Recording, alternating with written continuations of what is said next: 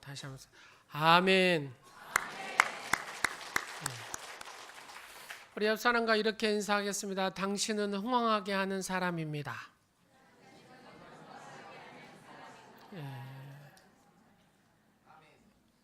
그렇게 될 줄로 믿습니다. 오늘 주인공인 다니엘도 흥황하게 하는 사람이죠. 얼마나 지혜가 뛰어났던지 바벨론의 박술 술객들보다도 몇 배가요? 10배나 뛰어난 사람이 바로 다니엘이었습니다. 그러면 다니엘이 이렇게 뛰어난 사람이 될 수 있었던 이유는 하나님을 경외하는 사람이었기 때문에 그렇습니다. 요셉도 흥황하게 하는 사람입니다. 노예로 팔려갔는데 그가 예굽의 총리가 돼서 모든 열방의 생명을 구한 줄로 믿습니다. 에스더도 하나님을 경외한 사람이죠. 그래서 모든 사람에게 뭘 받았어요? 사랑을 받았더라. 자, 옆 사람 이렇게 얼굴 한번 봐보세요. 보는 순간에 여러분 뿅 가셔버립니까? 그러니까 요셉도 마찬가지고 다니엘도 마찬가지고 에스더도 마찬가지고 그냥 그 얼굴만 보면 어째요? 그냥 너무 좋아가지고 사랑스러워서 어쩔 줄을 모르게 만들어버린 사람들이 요셉이고 다니엘이고 에스더인 줄로 믿습니다. 우리 온누리 지체 여러분들도 다 그렇게 될 줄로 믿습니다. 그러면 어떻게 해야 이렇게 된다고요? 어제 제가 메시지 다 보냈잖아요. 어떻게 한 사람이요? 그렇죠. 하나님을 경외하는 사람은 이렇게 복을 받게 되는 줄로 믿습니다. 우리의 자녀들도 10배나 되는 지혜를 얻게 하기 위해서는 어떻게 해야 된다고요? 그렇죠. 하나님을 경외하는 자녀로 만드시면 하나님께서 그렇게 복을 더하여 주실 줄로 믿습니다. 자, 우리가 삶을 사는데도 삶의 원칙이 분명해야 됩니다. 콜린스라는 사람하고 프라스라는 사람은 미국의 그 유명한 회사들을 연구를 한 사람들입니다. IBM이나 포드나 제너럴 일렉트릭사나 보잉사나 이런 회사들이 어떻게 그렇게 오랜 시간 동안에 좋은 이미지를 가지고 이렇게 더 가면 갈수록 발전을 유지할 수 있었던 이유가 뭘까 하고 이 두 사람이 연구를 한 겁니다. 근데 이렇게 딱 함축해서 이렇게 연구해서 함축해서 이렇게 한 문장으로 만들었습니다. 그게 뭐냐면 핵심 이념을 굳게 지키면서 뭐라고요? 핵심 이념을 굳게 지켰다.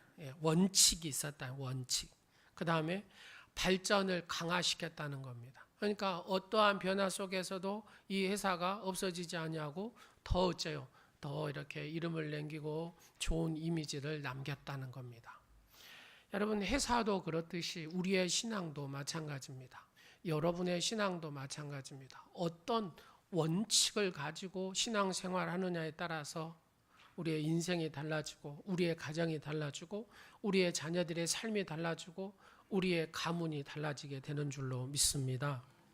1924년 파리올림픽 육상 400m에 출전한 예릭 리델이라는 사람이다. 예릭 리델이라는 사람이 있는데 이 리델이라는 사람은 최고의 기록으로 예선을 통과를 했습니다. 무조건 나가면 이제 결승전 나가서 달리기만 하면 금메달입니다. 그는 예선 때 출발선에서 1924년을 한번 생각해 보십시오. 백인이 흑인한테 가서 손을 내밀고 막 악수를 했다. 그러니까 백인들이 다 어째요? 다 이랬습니다. 저거 이렇게 된 거 아니냐고. 막 숱한 이런 화제를 낳은 사람이 리델이라는 사람이다. 인종차별이 심한 당시로서 있을 수 없는 일입니다. 백인이 흑인 손을 잡는 것은. 대망의 결승전이 딱 치러지는데 언제요? 주일날 이 시합을 결승전을 치른다고 결정이 됐습니다. 여러분 같으면 어떻게 하겠습니까? 여러분이 이제 올림픽 나갔습니다. 근데 예선 다 통과하고 결승전 그리고 기록상은 이제 금메달 달렸다 하면 금메달입니다. 근데 주일날 딱 이 결승전이 잡혔습니다. 주님도 이해하시지요. 이렇게 뛰시는 분도 있고, 국가를 위해서 내가 대표해서 하는데 무조건 뛰어야 되죠. 이렇게 생각하시는 분도 있고, 이게 참 쉽지 않을 거라는 겁니다. 근데 니델은 과감히 주저없이 그 게임에 포기해 버립니다. 나는 지금까지 몇 가지 원칙을 지키며 살아왔습니다. 그게 하나는 주일 성수입니다. 그 하나는 인간 평등입니다. 주일 성수, 인간 평등, 하나님을 경외하고 하나님을 제대로 만나고 나니까 이 주일 성수가 얼마나 중요한 걸 알았고, 또 하나는 인간 평등이 얼마나 중요한 걸 알았기 때문에 어떤 백인도 용기를 내서 흑인의 손을 잡을 수가 없는데, 누구는요? 이 니델은 손을 잡고 이렇게 악수하고 했다는 겁니다. 뒤로 이는 중국 선교사로 가게 되고 또 많은 하나님의 영적인 일들을 하게 됩니다. 여러분, 혹시 바둑을 좋아하시는 분 있습니까? 조혜연 6단 혹시 들어보셨습니까? 이분은 무조건 주일날 이렇게 바둑 이 배정이 되면은 안 나간답니다. 왜요? 나는 주일날 바둑을 들 수가 없다는 것이 이분의 원칙이라는 것이죠. 여러분에게는 어떤 삶의 원칙이 있습니까? 그냥 행여 그까짓 거 이렇게 생각하지는 않습니까? 행여 그까짓 거 가서 일하면 되지 뭐. 그까짓 거 한번 주일날 빠진다고 해서. 여러 생각 속에서 우리는 주일을 그까짓 걸로 생각할 때가 많다고 말입니다. 이것은 여호와를 경외하는 사람이 아닙니다. 내가 주일 성수한다는 것은 전심으로 하나님 앞에 이 주일을 온전히 지키는 것을 주일 성수라고 합니다. 그 모습을 여호와를 경외하는 모습이라고 합니다. 여호와를 경외하는 사람은 하나님께서 그 자손을 가면 갈수록 강성하게 하시고 부와 재물을 그 집에 주시고 흑암이 떠나가게 하시고 영원히 하나님께서 기억하시겠다라고, 영과 육으로 모든 필요할 것을 채우시고 하나님의 약속하신 언약의 복을 기억하시고 그 언약대로 축복하시겠다라고 시편 111편, 112편에 우리에게 약속하고 계십니다. 그래서 우리가 어떻게 사느냐가 중요하다라는 얘기입니다. 오늘 본문에서 핵심은 즉 삶의 원칙을 보존하면서 신앙인답게 산 사람들이 등장하는데, 그 사람들이 오늘 얘기하는 다니엘과 그 세 친구 하나냐, 미사엘, 아샤라입니다. 저는 오늘 본문을 통해서 우리가 사는 시대가 무슨 시대라 그래요? 혼탁한 시대. 우리가 사는 시대는 음란한 시대입니다. 얼마나 음란하냐? 여러분, 공부 잘해서 서울에 대학교 보내면은 아이들이, 예전에는 동거하는 애들이 조금 있었다. 요즘에는 동거하는 애들이 너무 많아요. 49%가 동거를 한답니다. 49%가. 이해가 되십니까? 서울에 올라가서 애들이 학교 다니면서 남녀 해갖고 동거를 그렇게 49%가 한대요. 여러분, 키스방이라고 들어봤습니까? 나는 뭐한 곳인지 모르지만 여하튼 키스방이라는 곳이 있답니다. 혹시 가보신 분 계세요? 제 눈을 한번 남자분들 마주쳐보세요. 여하튼 다 한 곳이 키스방이래요. 여하튼 뭐 한 가지만 안 되고. 근데 거기에 다 종사하는 애들이 대학생들이랍니다. 그러니까 대학교 다니는 여학생들이. 35%가 경험이 있다라고 프로테즈에 나옵니다. 우리가 이런 영적으로 또 음란하고 혼탁한 시대에 살아갑니다. 그래서 신앙을 지키고 이렇게 순결을 지키고 이렇게 가는 사랑하는 자녀들이 이렇게 친구들하고 얘기하면 바보처럼 이렇게 신앙을 지키고 순결을 지키고 바르게 이렇게 가는 아이를 보면서 이쪽 애들이 바보처럼 생각한다면, 너는 아직도 그것도 안 해봤냐고 차마 말하기가 그러네요. 우리가 이런 시대에 살아갑니다. 그래서 막 혼란이 온다는 거예요. 혼란이 와. 그래서 정말로 교회 안에서 건강한 가정, 아름다운 그 부부가 보여주는 그 가정들을 우리 청년들에게, 우리 중고등부에게, 이렇게 건강한 하나님을 경외하는 부부는 이렇게 사는 것이다 라고 보여주는 그런 간증할 수 있는 그런 가정이 많아야 된다는 겁니다. 우리 오늘의 사랑하는 성도 여러분, 행복하게 두 부부가 이렇게 살아가는 모습들, 이렇게 하나님을 경외하고 이렇게 경건하게 살면 하나님께서 이런 복을 주시고 이런 은혜를 주신단다. 이렇게 삶의 원칙을 가지고 사니까, 이런 신앙의 원칙을 가지고 사니까 이렇게 건강하고 아름다운 복된 가정을 이룬단다. 이런 것들을 간증해 줄 수도 있고 보여주는 그런 가정들이 많이 있어야 된다는 얘기입니다. 그래야 우리 청년들이 그 모습을 보고 신앙생활, 하나님을 경외하고 복된 삶의 원칙을 가지고 살면 저렇게 우리 집사님들 가정처럼 저런 복과 저런 아름다운 가정을 이루고 살구나. 그걸 보면서 그렇게 지켜간다는 얘기죠. 오늘 다니엘과 하나냐와 미사엘, 아사랴가 신앙의 이 원칙을 지키는 하나님의 사람들이었다라는 얘기입니다. 오늘 이 말씀을 통해서 우리도 내 삶의 신앙의 원칙을 분명히 하는 그런 신앙인이 되었으면 좋겠습니다. 자, 여러분 먼저 다니엘을 보면 어쩝니까? 신앙의 절개를 지킨 대표적인 인물이 다니엘 아닙니까? 그는 바벨론, 느부갓네살이 남유다를 1차 침공할 때에 포로로 잡혀간 사람이 다니엘입니다. 나이가 어리고 용모가 뛰어나고 머리가 영특하여서 바로 느부갓네살 왕의 시종으로 선발이 됩니다. 3년간 갈대아인의 교육을 받고 학문을 받고 또 그들의 방언을 배우고 왕이 주는 바로 포도주와 육식을 모든 것을 딱 사양하면서 신앙의 절개를 지켰던 사람 다니엘. 느부갓네살 그 신비한 꿈을 2번이나 걸쳐서 해몽해 주었습니다. 후에 벳살살 왕의 그 연회장에서 사람의 손이 확 나타나고 글씨 쓴 그 글을 읽어주고 해석해준 바로 그렇게 해서 3번째 총리가 된 사람이 다니엘입니다. 그리고 왕권이 바뀌어서 메대 다리오 왕의 전국에 이 다리오 왕은 전국에 총리를 3명 세웠는데 그 3명 중에 한 사람이 바로 다니엘입니다.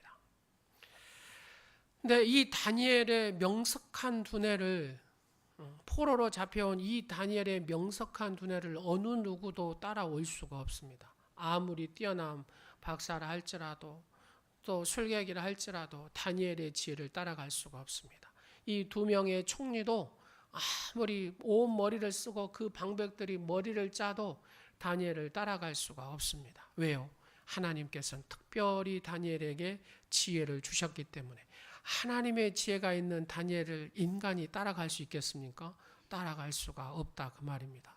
하나님은 어떤 사람을 씁니까? 지혜 없는 자, 미련한 자, 미천한 자를 쓰신다고, 약한 자를 쓰신다고 그랬습니다. 왜요? 그를 통해서 하나님께서 영광 받으시기 위해 쓰신다고 말씀하셨습니다. 내가 지혜 있다고 똑똑하다고 얘기하고 잘났다고 얘기하고 강하다고 얘기한 자는 하나님이 쓰시지 않습니다. 왜요? 내 잘난 맛에 산다고 하나님의 영광을 가리기 때문에 하나님은 사용하시지 않는다고 말씀하십니다.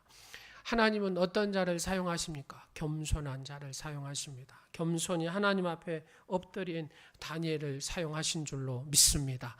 그래서 다니엘은 하루에 3번씩 늘 하나님 앞에 지혜를 구했습니다. 아침, 점심, 저녁 늘 하루에 3번씩 예루살렘 성전을 향하여 기도했습니다. 그래서 하나님의 지혜가 이 다니엘에게는 충만했습니다. 어떤 이 바벨론의 큰 나라의 어떤 지혜자도 다니엘의 지혜를 따라올 수가 없죠. 그래서 2 총리하고 방백들이 시기하고 질투를 하고 어떻게 하면 다니엘을 죽일까 생각을 해보고 그 다니엘의 약점을 가만히 살펴보니까 여호와는 신을 섬기고 그가 하루에 3번씩 기도하는 겁니다. 그래서 이 총리가 생각해 놓은 것이 왕의 다른 신을 섬기지 못하도록 하는 것이 좋겠다 해서 왕을 이렇게 꼬드겨 가지고 왕에는 다른 신을 섬기지 못하도록 조서를 내리시옵소서 왕이시여 하고 얘기를 했다 그 말입니다. 그랬더니 왕이 그 말에 싹 넘어가 버리죠. 그리고 왕이 한 번 조서를 내리면 절대로 바꿀 수가 없습니다. 결국 다니엘은 하나님의 섬김으로 하나님 앞에 기도함으로 인하여서 이 메대에서 사자굴 속에 들어가게 됐죠. 그러나 하나님은 그렇게 절대로 내버려 두시지 않습니다. 하나님의 권능의 손으로 다니엘을 구원하죠. 다니엘의 친구도 마찬가지입니다. 하냐엘, 미사엘, 이 아사렐도 마찬가지죠. 그들이 금신상에 절하지 않습니다. 그리고 풀무불에 사람이 옆에서 불쏘시기만 했던 군사들도 타 죽을 정도로 그렇게 강한 불에 넣어버리죠. 세 사람을 던졌더니 그 불 속에 몇 사람이 있어요? 4사람이 있었다라고 성경은 기록하고 있습니다. 하나님을 경외하는 사람은 이렇게 하나님의 능력의 권능의 손으로 보이지 않는 손으로 하나님께서 도와주시고 하나님께서 인도하시는 줄로 믿습니다. 이처럼 다니엘의 신앙은 첫째로 삶의 원칙을 세웠다는 겁니다. 우리의 삶의 원칙이 세워지는데 영향을 주는 요소들이 있는데 그 영향을 주는 요소들이 5가지가 있습니다. 첫 번째는 가정, 두 번째는 삶의 터전의 변화, 세 번째는 교육, 네 번째는 누구를 상전으로 주인으로 모시고 상급자로 모시고 사느냐 이거고, 5번째는 친구 관계입니다. 그렇잖아요. 가정교육에서 어떻게 보면은 모든 인생의 결정이 납니다. 가정이 어떻느냐에 따라서 그 사람의 삶, 그 자녀들의 삶이 이렇게 결정나는 것을 볼 수가 있습니다. 두 번째로 삶의 터전의 변화입니다. 어느 삶의 터전에서 사느냐에 따라서 영향을 많이 받지요. 세 번째로 교육입니다. 누구한테 교육을 받고 어떻게 교육을 받고 무슨 교육을 받았느냐에 따라서 달라집니다. 여러분 무당이 늘 와가지고 여러분한테 이렇게 하면서 신기가 내렸다고 하면서 작도를 타고 작도는 이렇게 타는 것입니다. 늘 얘기하면 여러분들도 어째요? 아, 작도 한번 타보고 싶구나 이런 생각하지 않겠습니다. 그렇게 교육이 중요하다 그 말. 마찬가지입니다. 어떤 스승, 어떤 교육 환경, 건전한 교육 철학이 그만큼 중요하다라는 얘기입니다. 어떤 상급자를 만나느냐에 따라서 달라지죠. 그렇습니다. 제가 이 세미나 갔다 오면서 KTX를 타고 오는데 네 과장님, 네 과장님, 네 과장님 하는데 아이고 듣기가 여튼 너무 힘들더라고요. 얼마나 힘든 직장 생활을 할까 하는 생각이 들어요. 예 과장님, 예 과장님, 그것만 해요. 그냥 예 과장님, 예 과장님. 느껴지지 않습니까? 직장에서는 어쩔까요? 전화도 네 과장님, 아마 휴가 맡아서 아마 고향 부모님 집에 온 것 같아요. 그런데 거기다 대놓고 또 과장이라는 사람이, 혹시 과장님 계십니까? 절대 전화하지 마세요. 그냥 과장님, 과장한테 내 뒤에서 그 전화를 듣는데요, 막 가슴이 아프고 막 짠한 거예요. 저는 전사님들한테 전화 안 합니다. 친구 관계가 얼마나 중요한지 모릅니다. 그렇습니다. 어떤 친구를 만나느냐에 따라서 달라지죠. 어떤 친구를 만나느냐에 따라서 달라집니다. 저도 그러더라고요. 친구들 관계 속에서 이렇게 보면은 기도하는 친구를 만나면 늘 만나면 기도하러 가자고 얘기하고, 늘 말씀을 좋아하는 친구는 말씀 보자고, 늘 노는 거를 좋아하면 놀러 가자고, 이게 다 있더라는 얘기입니다. 관계가 그만큼 중요하다는 겁니다. 그런데 이런 여러 가지 요소들과 함께 다니엘에게는 더 중요한 요소가 있었는데 그게 뭐냐면 바로 하나님을 섬기는 신앙이었다는 얘기입니다. 다니엘은 하나님 앞에서 바벨론의 왕의 진미, 포도주, 자기를 더럽히는 모든 것을 멀리하기로 작정을 하지요. 어떤 외부적인 압력이나 도전이나 유혹에도 하나님의 백성으로 삶의 원칙을 지켰다고 말합니다. 요셉도 삶의 원칙을 지키죠. 내가 어찌 득죄하리요? 그냥 넘어가면 편하게 또 살 수도 있는데 이 보디발의 아내가 아무리 유혹해, 내가 어찌 하나님 앞에 득죄한단 말이에요. 나는 하나님 앞에 죄를 지을 수 없다라고 이 삶의 원칙을 딱 가졌다고 말입니다. 여러분 미국의 대통령 중에 징하게 얕은 그 인기가 떨어진 사람 있죠. 지미 카터라고 있습니다. 이 지미 카터는 하여튼 인기가 최고로 없었던 사람입니다. 대통령 중에. 그래서 재선이 안 된 사람이 재선이. 그는 도덕 정치를 강조했답니다. 그래서 외교 부분에서도 지미 카터를 별로 안 좋아하고 도덕적으로 늘 깨끗한 걸 원했던. 그래서 국내 정치의 정치가들도 이 지미 대통령을 별로 안 좋아했답니다. 그래서 결국은 보통 미국 대통령은 얼굴이 새카마신 오바마 대통령도 2번 재선하잖아요. 그런데 백인인 이 지미 카터가 재선을 못했다라는 것은 이거는 기적이라는 얘기죠. 근데 재선을 못하고 참패하게 됩니다. 왜? 너무 깨끗한 것을 요구하니까 어둠의 사람들이 그를 인정을 못한 거죠. 그가 56세의 대통령을 이제 내려와서 조지아주 땅콩 농장에 들어갔습니다. 가서 딱 보니까 100만 불의 빚이 지어 있더랍니다. 그 아내와 이 위기를 정말로 기본을 가지고 지키자 해가지고 헤쳐나가기 시작합니다. 어떻게 헤쳐나가냐? 위기 때 이 지미 카터라는 대통령은 삶의 원칙을 갖습니다. 삶의 원칙이 뭐냐? 내가 맡았던 교회 그대로 평온하게 해온 대로 하자는 겁니다. 그게 뭐냐면 장년 주일학교 교사. 지금까지 내가 해왔던 장년 주일학교 교사.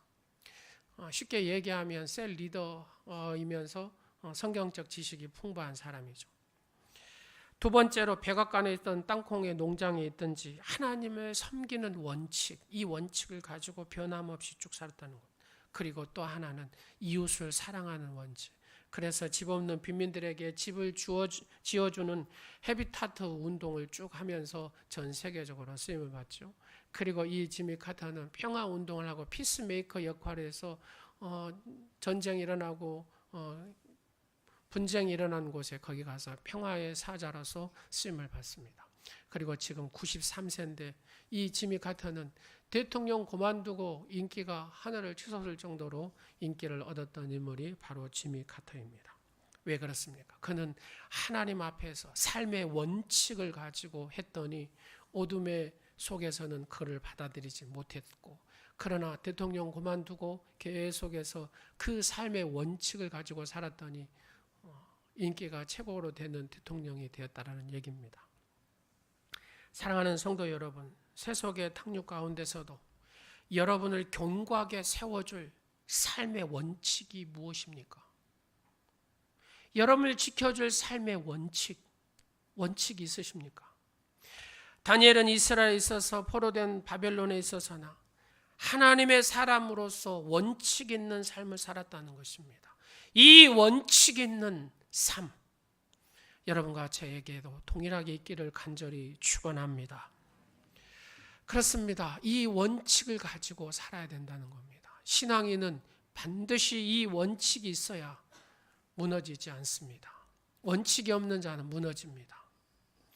두 번째로 이 신앙의 원칙을 가진 사람은 내 삶에 이 말씀을 적용하는데도 굉장히 지혜가 있다라는 겁니다. 그래서 적용을 지혜롭게 하는 겁니다. 여러분, 원칙주의자, 원칙 이러면 어쩝니까? 고집벌통, 냉철한, 이렇게 생각할 수 있잖아요. 그렇지 않습니다. 원칙을 세우는 것은 자기와의 문제이지만 그것을 이 원칙, 자기에게 세워진 이 원칙을 적용하는 데는 사람의 주의와 환경을 고려하는 지혜. 자기의 삶에서는 원칙을 세우되 사람의 주의와 환경을 고려하는 지혜가 있어야 된다, 그 말입니다. 그러면 다니엘은 어떤 사람이냐? 먼저 자기를 더럽히지 않기 위해서 누구를 찾아갑니까? 환관장에 찾아가서 간절히 간청합니다. 환관장은 이방인이었지만 다니엘은 그의 직무, 그의 인격을 존중합니다. 또한 다니엘은 환관장이 처하게 될, 혹시나 환관장에게 불의한 일을 생길 수도 있잖아요. 그래서 어려운 형편도 그의 삶을 고려도 합니다. 다니엘은 환관장이 세운 다른 감족자들에게도 겸손하게 그를 존중하고 그들의 입장을 고려해 주었습니다. 뿐만 아니라 다니엘은 그들에게 대안도 제시를 하죠. 어떤 대안을 제시합니까?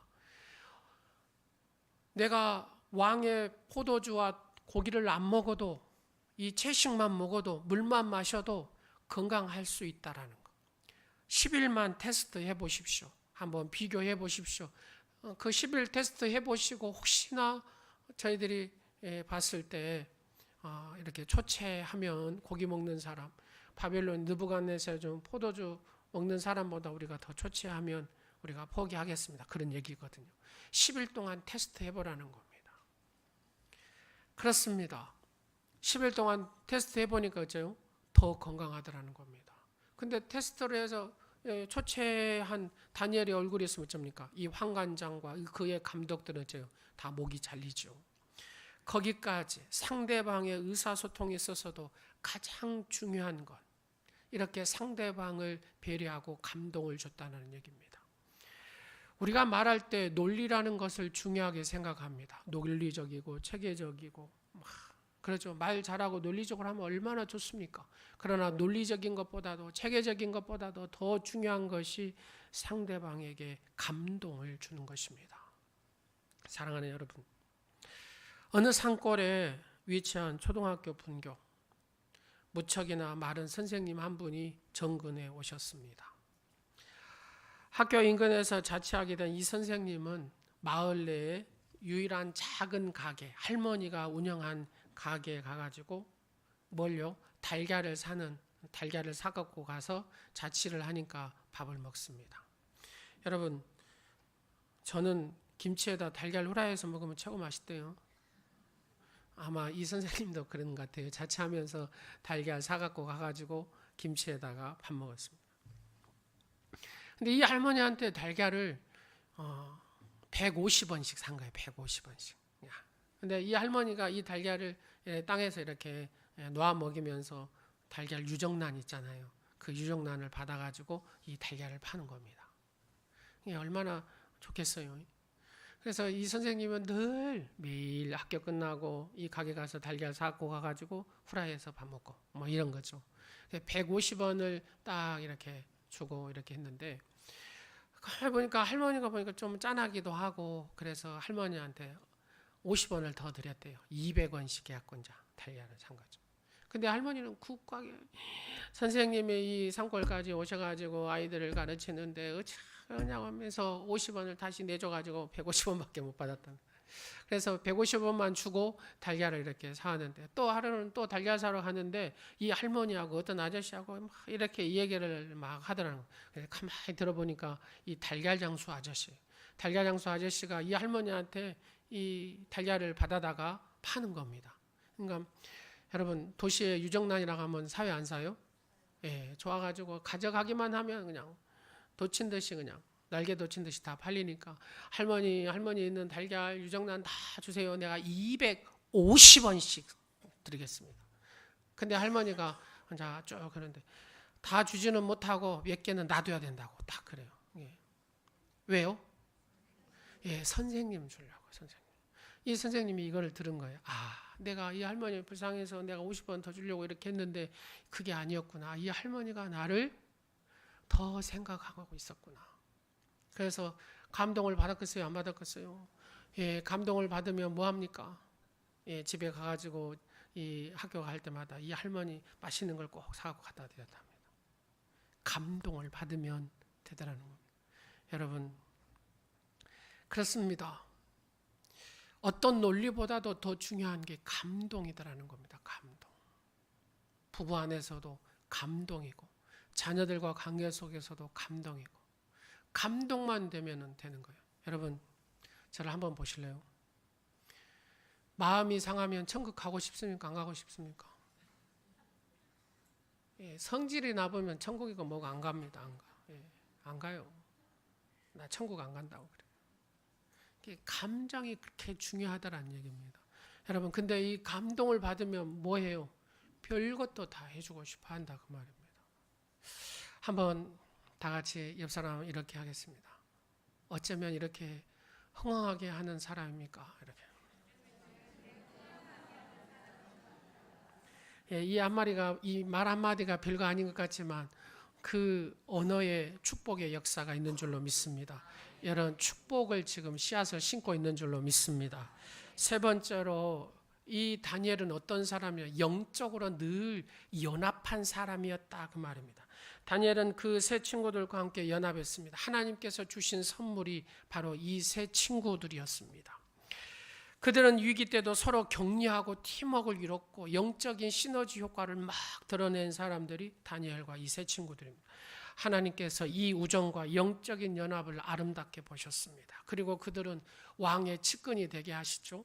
그리고 진정 하나님을 사랑하고자 하는 이 원칙을 세우고 그 원칙을 지혜롭게 잘 적용하는, 또 하나님께 사랑을 받을 뿐만 아니라 사람들에게도 막 인정을 받는 이 다니엘과 세 친구들 뿐만 아니라 이런 영적인 팀워크는 뒤로 2장 다니엘 2장에 보면 느부갓네살의 꿈을 해석하게 됩니다. 여러분, 다니엘의 꿈을 이렇게 꾸었는데 이게 아주 기분 나쁜 꿈입니다. 이 꿈을 해석해 봐라. 박사들 부르고 설교객들, 여하튼 바벨론 지혜자들 다 불러도죠. 이 뻥끗을 못합니다. 왜? 도무지 해석이 안 되는 거예요. 해석이. 뭔 뜻인지도 모르겠어요. 그러니까 느부갓네살이 여하튼 이거 빨리 안 하면 목을 치겠다고 막 합니다. 그때 누가 나타났어요? 다니엘이 나타났습니다. 다니엘이 뭐라고 하냐면 왕이시여 시간을 주시옵소서 겁니다. 왕이 시간을 주죠. 시간을 딱 벌어가지고 다니엘은 누구한테 달려갑니까? 이 다니엘의 세 친구한테 막 달려가지고 중보기도 내가 이래 했는데 이래 해가지고 내가 꿈을 해석해야 된다. 하나님 앞에 기도해달라. 그래서 세 친구들이 샬라 막 기도했을 거 아닙니까? 그래서 네 사람이 막 기도를 하나님 앞에 부르짖었습니다.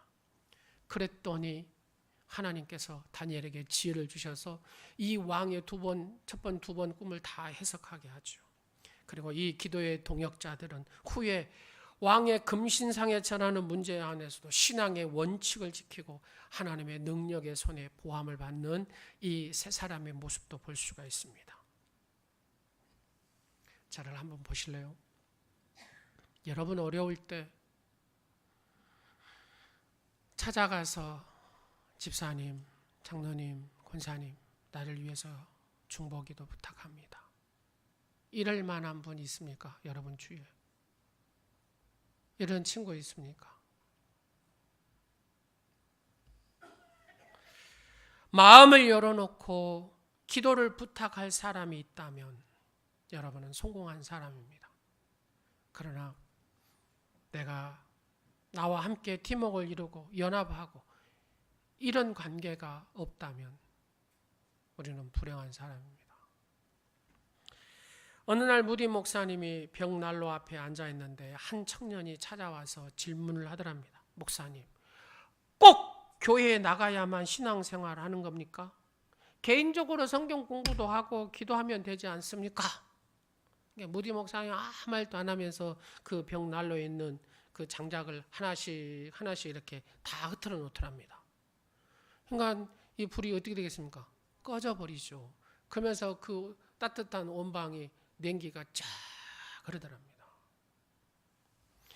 여보게, 조금 전에 이 방이 어땠나? 예, 목사님 따뜻했죠. 지금은 어떤가? 예, 냉기가 쫙 흐릅니다. 그러면서 이렇게 얘기했답니다. 교회는 그리스도인들이 모여야 하나님의 능력이 임하게 되고 성령의 불이 타오르게 된다네요. 모여서 서로 대화하고 모여서 삶을 나누고 했을 때에 사랑의 불이 훈훈하게 일어나는 걸세라고 얘기했답니다. 우리는 서로 어울리는 교회 생활을 통해 성숙한 인격과 삶을 찾는 것입니다. 그렇죠. 우리가 예심 전도에 대한 것도 있습니다. 함께 하는 것입니다. 전도도 한 사람만 죽어라 해봤자 뭐 힘이 있겠습니까? 근데 10사람이 하고 100사람이 하면은 거기에는 엄청난 시너지 효과가 일어날 것입니다. 연합해서 기도하면, 팀워크를 이뤄서 기도하면 엄청난 힘을 발휘할 것입니다. 청소하는 것도 마찬가지입니다. 보면 한 분이 혼자 막 힘이 있다고 다 해버리고 이렇게 가면 어쩌겠습니까? 아무리 힘이 있어도 혼자 하면 전라도 말로 뻗칩니다. 뻗쳐. 여러분 뻗친단 말 아시죠? 힘들다 그 말입니다. 힘들다. 그러나 여러 사람이 함께하면 아무리 힘든 일도 어쩌요? 쉽게 합니다. 영적인 일도 똑같습니다. 왜 교회를 하나님께서 세우셨습니까? 너희가 영적 전쟁할 때 연합해서 팀워크를 이뤄서 이 원수 마귀를 때려잡아라. 이게 하나님의 뜻입니다. 혼자 싸워서는 이길 수 없습니다. 혼자 나가서 신앙생활은 절대 못합니다. 집니다. 이길 수가 없습니다. 아주 그냥 기도를 열심히 하고 말씀에 완전 사로잡혀 산 사람 외에는 쉽지 않다. 혼자 싸우는 것은 영적으로 쉽지 않다 그 말이에요. 그래서 연합해서 함께 싸워라. 팀워크를 열어. 여러분 다니엘만큼 기도한 사람 혼자 싸워도 됩니다. 다니엘은 그렇게 기도하고 그렇게 하나님 앞에 이렇게 사로잡힌 바 된 사람도 누구한테 쫓아갑니까? 그렇죠. 기도하는 친구들을 가서 구합니다. 그리고 그들의 중보 기도를 구합니다. 사랑하는 여러분, 그렇게 함께 할 때 하나님의 놀라운 역사가 일어나게 되는 줄로 믿습니다. 네 번째로 다니엘은 어떤 사람이었냐면 하나님의 능력을 신뢰하는 사람이었습니다. 하나님께서는 다니엘이 가는 곳마다 어째요? 보이지 않는 손으로 환관장의 마음을 움직입니다. 그의 친구들에게 막 기도하니까 지혜와 명철과 영감이 일어나고 풀무불에 들어갔을 때도 사자굴에 들어갔을 때도 하나님의 능력의 손이 막 움직입니다. 우리의 삶을 열어 주님이 다스릴 수 있도록 늘 하나님 앞에 기회를 막 드리는 삶을 살아야 될 줄로 믿습니다. 여러분 자녀들, 여러분 사업, 직장 어느 거 하나라도 여러분 내 마음대로 된 거 있습니까? 절대로 내 마음대로 된 게 없습니다. 자녀 교육 하나도 내 마음대로 되지 않습니다. 한번 보십시오. 내 마음대로 됐다 해도 내 마음대로 된 것이 아니더라는 겁니다. 후일에. 이번에 강사 목사님 중에 한 목사님이 이런 간증을 하시더라고요. 한 권사님이 찾아오셔서 목사님 막 엉엉 울더랍니다. 엉엉. 목사님 나 어떡해요? 목사님 나 어떡해요? 왜 그러시냐고. 목사님 내 딸이 공부를 참 잘해요. 중학교까지 1등을 놓은 적이 없습니다. 고등학교 이제 가가지고 보니까 근데 그때까지 공부도 잘하고 교회 생활도 잘하고 예배 생활도 잘했다. 근데 이 엄마 권사님이 딸을 보니까 공부도 잘하고 욕심이 생겨서 서울에 S대를 보내고 싶은 마음이 구구절절한 거예요. 그래서 딸한테 정중하게 얘기했다. 딸아, 3년 동안만 교회 가지 말고 3년 동안 공부 열심히 해서 네가 좋은 대학에 가가지고 이름 날리고 그 다음에 신앙생활 대학교 가서 열심히 하면 되지 않겠냐. 뭐 이렇게 얘기했다. 엄마가 너무 분위기 잡고 그렇게 얘기하니까 예, 어머니 말씀대로 순종하겠습니다. 그리고 3년 동안 열심히 해가지고 S대를 갔답니다. 근데 그 갔는데 그 딸이 대학에 가고 난 다음에 교회를 오려고 생각을 하지 않는 거예요. 왜요? 세상에 이성이 가득 차버립니다. 그리고 엄마를 생각하면 우리 엄마는 하나님보다도 내가 이 예수대 가는 명문대 가는 것이 더 우선순위였구나. 그래서 자기 엄마한테 나한테 교회 가자는 소리 하지 말으라고 딱 딸이 얘기해요. 근데 이 권사님이 은혜를 받고 시간이 지나면서 잠을 자면 이 딸이 초췌한 모습으로 엄마 나 좀 구해줘, 나 좀 살려줘. 근데 눈을 뜨고 현실에 가서 딸아 교회 가자 하면 나한테 교회 가자는 소리 하지 마. 엄마는 하나님보다 여기가 우선이잖아. 그 엄마는 할 말이 없는 겁니다. 아무리 목 놓아 울고 예언을 하고 꼼짝도 않습니다. 세상이 가득 차버렸어요. 부모의 권위가 무너져 버린 겁니다. 주께서 나의 자녀와 삶을 다스릴 수 있도록 하나님의 능력을 늘 신뢰하는 우리 온누리 지체들이 되시기 바랍니다. 여러분 사업과 직장도 하나님의 능력을 늘 신뢰하며 하나님께서 복을 주시라고 하나님께서 책임지신다고 영원토록 이 약속을 기억하시겠다라고 하나님 말씀하시잖아요. 그 하나님을 경외함을 통하여 하나님의 능력을 늘 의지함으로 하나님의 주신 은혜와 복을 받기를 간절히 축원합니다. 이런 마음의 자세가 있다면 하나님께서 얼마나 기뻐하시겠습니까? 성숙한 그리스도인일수록 눈에 보이지 아니하는 하나님의 손길을 늘 인정하는 하나님의 사람들이 되시기 바랍니다. 여러분 천국에 있고 여러분 자녀들은 지옥에 있으면서 엄마 목 놓아 웁니다. 물 한 방울만 떨쳐주라고. 물 한 방울만 떨쳐주라고. 여러분 그 자리에 서면 어쩌겠습니까? 프린스턴 천문학자인 럭셀 박사가 우주의 신비에 대해서 인생을 쭉 특강을 합니다. 강의가 끝났는데 한 여성이 찾아왔어.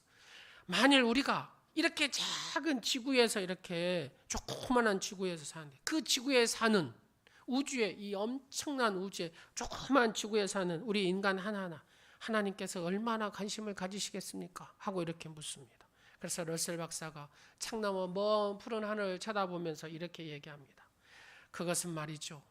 하나님의 능력 때문이 아니라 하나님의 능력의 문제가 아니라 당신이 얼마만큼이나 하나님을 믿느냐의 문제입니다.